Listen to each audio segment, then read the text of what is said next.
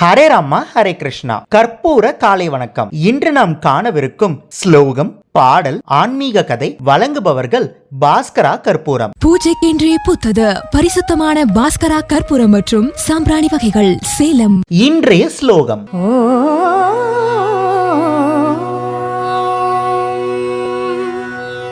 ஆஞ்சநேயாய வித்மஹே வாயுபுத்ராய தீமஹி தன்னோ ஹனுமத் பிரச்சோதயாத். இன்றைய பாடல்: ஆறுமுக வேலாய மயாள வந்த பாலா, ஆறுமுக வேலாய மயாள வந்த பாலா, ஏறுமயில் ஏறி விளையாடி வரும் வேலா, ஏறுமயில் ஏறி விளையாடி வரும் வேலா, தென்பழனி வேலா சிவ சண்முகனே பாலா, தென்பழனி வேலா சிவ சண்முகனே பாலா, ஆறுமுக வேலாய மயாள வந்த பாலா, சூரபத்மனை வென்ற செந்தில் வடி வேலா, சூரபத்மனை வென்ற செந்தில் வடி வேலா, சுப்பிரமணிய பாலா எங்கள் சுவாமி மலை வேலா, சுப்பிரமணிய பாலா எங்கள் சுவாமி மலை வேலா, குரவள்ளி நாயகனே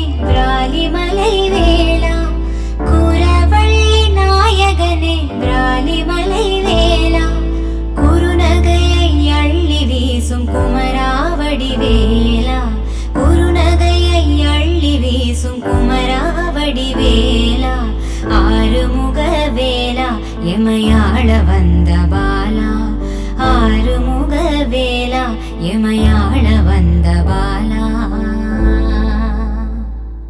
இன்றைய ஆன்மீக கதை. ஹரே ராமா ஹரே கிருஷ்ணா.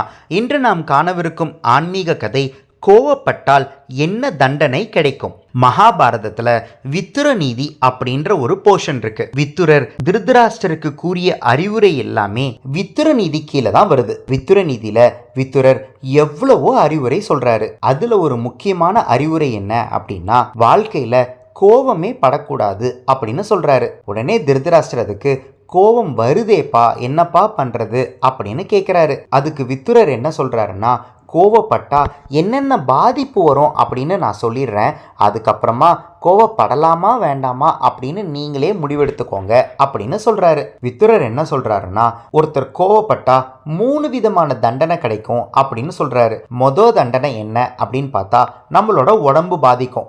இது நம்மளுக்கே தெரியுமே, கோவப்பட்டா பிபி வரும், பிபி வந்தா உடம்பு பாதிக்கும். அப்படின்னா என்ன அர்த்தம்? கோவப்பட்டா உடம்பு பாதிக்கும். ரெண்டாவதா என்ன சொல்றாரு அப்படின்னா, கோவப்பட்டா உங்களோட ஆத்மா பாதிக்கும் அப்படின்னு சொல்றாரு. அப்படின்னா இப்போ நம்ம சிரிக்கும்போது நம்ம மட்டும்தான் சிரிக்கிறோம், நம்ம அழுகும்போது நம்ம மட்டும்தான் அழுகிறோம்.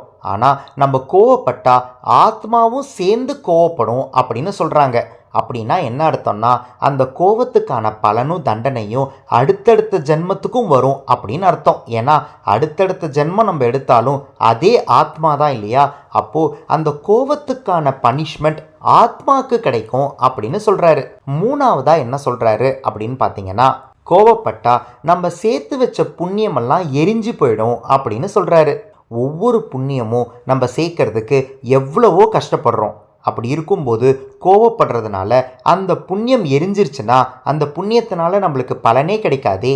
அப்போது நம்ம சேர்த்து வைக்கிற புண்ணியத்துக்கு நம்மளுக்கு பலன் கிடைக்கணும் அப்படின்னா நம்ம கோவப்படாமல் இருக்கணும். இந்த மாதிரி வித்துரர் கோவப்பட்டா என்னென்ன தண்டனை கிடைக்கும் அப்படின்னு சொல்லியிருக்காரு. அப்போ கோவமே படக்கூடாதா அப்படின்னு கேட்டா, கோவப்படலாம். அந்த கோவப்படுறதுக்கு ஒரு வழிமுறை இருக்கு அப்படின்னு கிருஷ்ணர் மகாபாரதத்துல சொல்றாரு. அவர் எங்க சொல்றாரு, என்ன சொல்றாரு அப்படின்றதெல்லாம் நாளைக்கான ஆன்மீக கதையில உங்களோட பகிர்ந்துக்கிறேன்.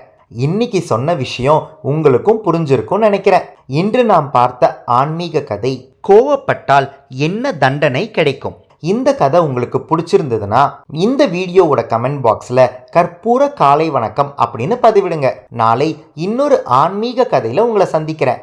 ஹரே ராமா ஹரே கிருஷ்ணா. பூஜைக்கென்றே பூத்தது பரிசுத்தமான பாஸ்கரா கற்பூரம் மற்றும் சாம்பிராணி வகைகள் Salem. ECG cards, Ramayana Mahabharata playing cards. Ramayana மகாபாரதத்திலிருந்து 108 கேரக்டர்ஸ் பத்தி நீங்க நிறைய விஷயங்களை தெரிஞ்சுக்கணும்னா இந்த ப்ராடக்ட் உங்களுக்கு தான். இது ஒரு பிளாஸ்டிக் பிளேயிங் கார்ட்ஸ். ஒவ்வொரு கார்டையும் இண்டிவிஜுவலா ஸ்கேன் பண்ணி அந்தந்த கார்டுல இருக்கிற கேரக்டர் பத்தி யூடியூப்ல தெரிஞ்சுக்கலாம். ஒவ்வொரு குழந்தைங்களும் கத்துக்கிட்டே விளையாடலாம், விளையாடிக்கிட்டே கத்துக்கலாம்.